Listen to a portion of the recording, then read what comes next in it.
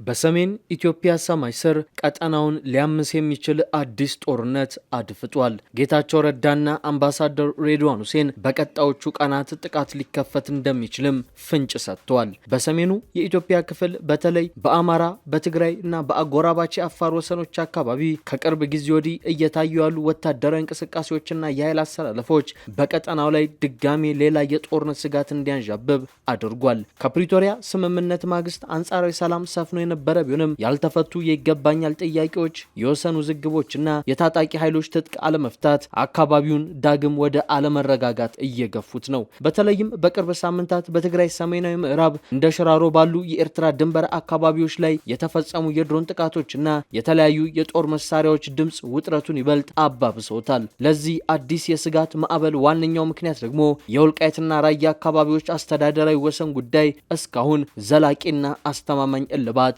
አለማግኘቱ ነው። ነጥቦች ሁሉ ወልቃይት ላይ አነጣጥሯል። የትግራይ አስተዳደር በአማራ ክልል የሚንቀሳቀሱ የፋኖ ታጣቂዎችና የፌዴራል መንግስቱ ያላቸው የተደበላለቀ ወታደራዊና ፖለቲካዊ አቋም በህዝቡ ዘንድ ከፍተኛ መደናገጥን የፈጠረም ሲሆን ከዚህ በተጨማሪ የኤርትራ ጦር በድንበር አካባቢዎች ላይ ያለው መገኘት አልፎ አልፎ የሚያሳየው ወታደራዊ ቁመና በቀጠናው ላይ ያለውን ጥርጣሬና አለመተማመን ጨምሮታል። ገለልተኛ ታዛቢዎች እንደሚያሳስቡትም እነዚህ ያልተፈቱ የፖለቲካና የወታደራዊ መዋቅር ጥያቄዎች በአስቸኳይ በሰላማዊ መንገድ ካልተቋጩ በአጥቢያ ድንበሮች ላይ የሚነሱ ጥቃቅን ግጭቶች በቀላሉ ወደ መጠነ ሰፊ ግጭትና ጦርነት ሊያመሩ ይችላሉ። ይህ በሰሜኑ ክፍል እያንዣበበ ያለው የጦርነት ጥላ ካለፈው አውዳሚ ጦርነት መዘዝ ገና በአግባቡ ያላገገሙትን የድንበር አካባቢ ነዋሪዎችን በከፍተኛ የስነ ልቦናና የኢኮኖሚ ጫና ውስጥ የጣላቸው ሲሆን በርካታ የአካባቢው ነዋሪዎችም ዳግም እየሸሹ እየተፈናቀሉ ረሃብና ሰብአዊ ቀውስ እንዳይከሰት በመስጋት ላይ ናቸው።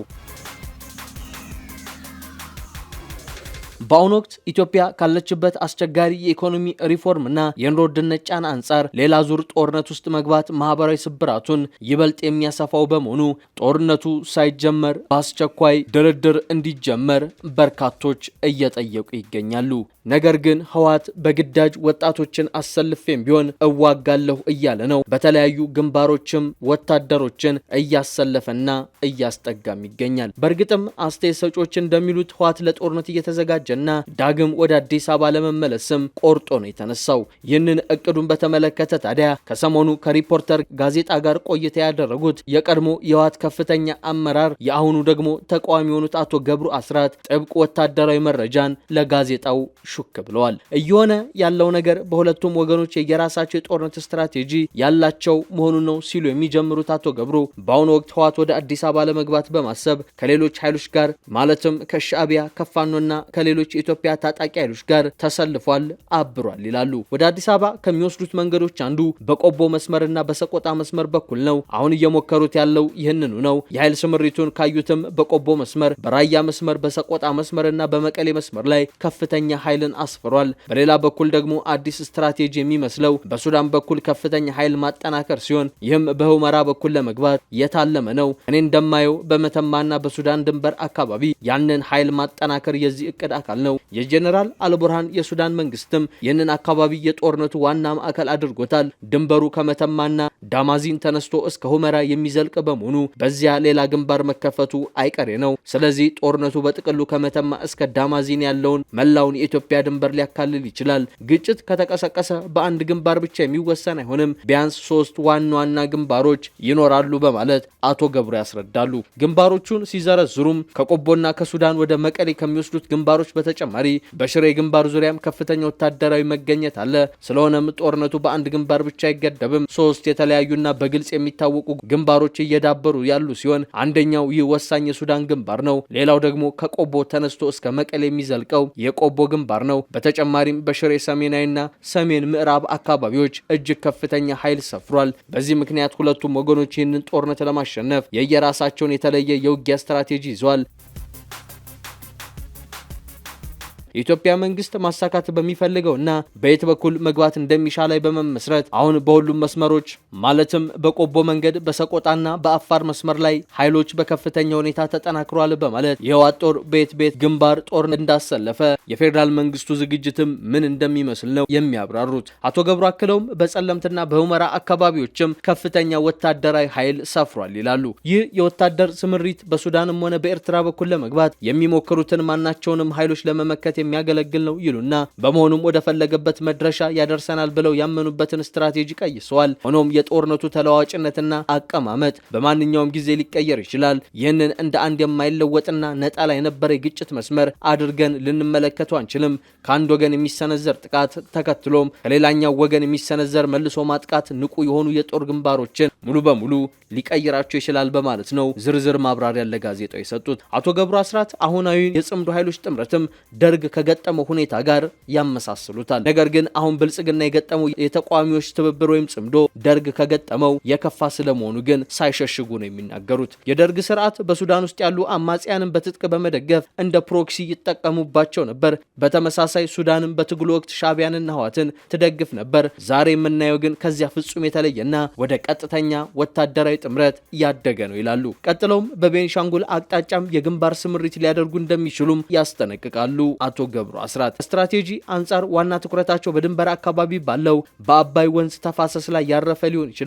ይህ ለሱዳን የራሷ የሃይድሮ ኤሌክትሪክ ኃይል ማመንጫ ተቋም ስላሏት እጅግ ስትራቴጂካዊ ቦታ ነው። በተጨማሪም ቦታው የኢትዮጵያ የታላቁ የህዳሴ ግድብ ከሚገኝበት አካባቢ ጋር በቀጥታ የሚገናኝ ነው። ስለዚህ ይህ የተወሰነ ቀጠና በጣም የሚመኙትና ቅድሚያ የሚሰጡት አካባቢ ነው። ለግብጽና ለሱዳን ይህንን ቀጠና መቆጣጠር ወይም ማወክ እንደ ትልቅ ስትራቴጂካዊ ድል ሊቆጠር ይችላል። ግብጽና ሱዳን በዚህ ላይ እጅ ለእጅ ተያይዘው እየሰሩ ሲሆን ህወሓትና ሻዕቢያም በዚህ ላይ ተመሳሳይ አቋም ነው ያላቸው። የጋራ ዓላማቸው ኢትዮጵያ በናይል ወንዝ ላይ ያላትን ተጽዕኖ ማዳከም ወይንም ማክሸፍ እንዲሁም ግድቡ በተሟላ ሁኔታ እንዳይሰራ ማድረግ ነው። ይህ በእርግጠኝነት ከዋና ዋና ስትራቴጂ አቅጣጫዎቻቸው መካከል አንዱ ነው በማለት አቶ ገብሩ አስራት ያብራራሉ።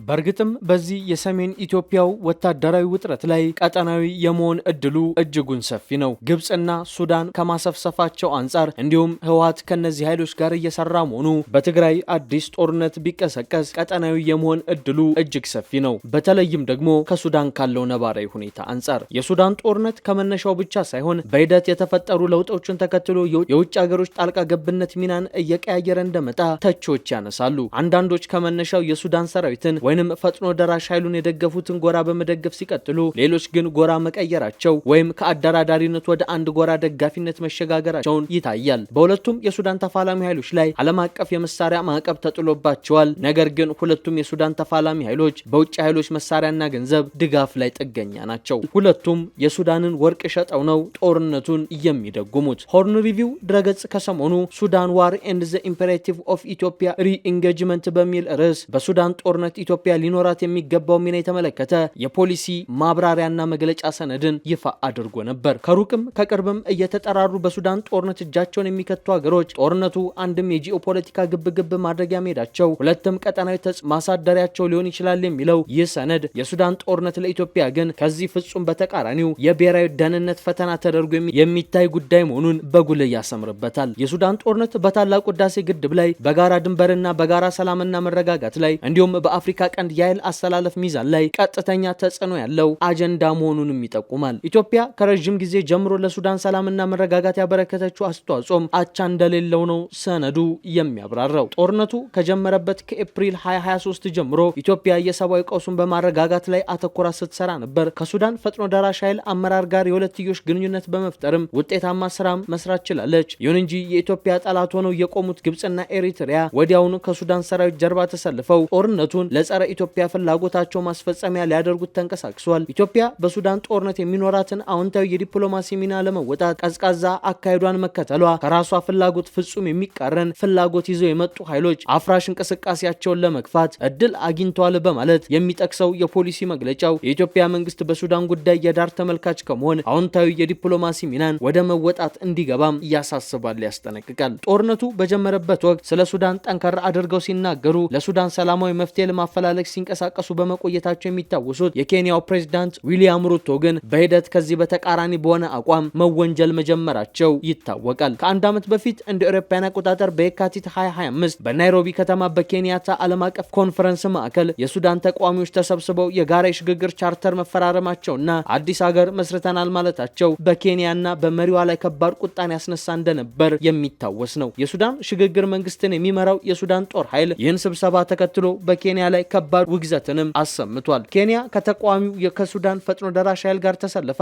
ሱዳንን በማበጣበጥና በመከፋፈል ላይ ትገኛለች በማለትም ነው የሚወነጅሏት። የሱዳንን ሉዓላዊነት የሚጋፋ እንቅስቃሴ የሚያደርጉ ኬንያንም ሆነች ሌሎች ሀገሮችን በዝምታ እንደማይመለከትም የጀነራል አልቡርሃን ጦር በተደጋጋሚ ነው የሚያስጠነቅቀው። ከኢትዮጵያ፣ ከኤሪትሪያ፣ ከግብጽ፣ ከሊቢያ፣ ከቻድ፣ ከማዕከላዊ አፍሪካ ሪፐብሊክ እና ከደቡብ ሱዳን ጋር የምትጎራበተው ሱዳን በስልታዊ ጠቀሜታው በዓለም ጎልቶ የሚጠቀሰው የቀይ ባህርን የምትጎራበት ሀገር ናት። በቆዳ ስፋት በዓለም 15ኛ በአፍሪካ 3ኛ ትልቅ ሀገር የምትባለው ሱዳን ብዙ የውጭ መንግስታትን አይን የሚስብ ሰፊ የተንጣለለ የእርሻ መሬት ያዘችና ታላቁ የአባይ ወንዝም የሚያቆራርጥባት ሀገር ናት። ሱዳን የአፍሪካ ቀንድ ከማዕከላዊ የአፍሪካ ክፍል የምስራቅ አፍሪካን ከሰሜናዊ አፍሪካ ጋር የምታስተሳስር ምድር ብቻ ሳትሆን የሳህል ቀጠናን ከመካከለኛው የአፍሪካ ክልል ጋር የምታገናኝ መሸጋገሪያ ድልድይም ናት። ይህ ሁሉ መነሻ ምክንያት የውጭ መንግስታትን ከሩቅም ከቅርብም ወደ ሱዳን የሚጎትት እንደሆነ ተንታኞች ያነሳሉ። 4 ዓመታት ያስቆጠረው ይኸው የሱዳን የእርስ በርስ እልቂት በዚህ ሁሉ መነሻ ብዙ አገሮች እጃቸው እንዲከቱ ማድረጉ የሚነገር ሲሆን በተጨማሪም ሱዳን ያሳለፈችው የታሪክ ውጣ ውረድም ቢሆን የውጭ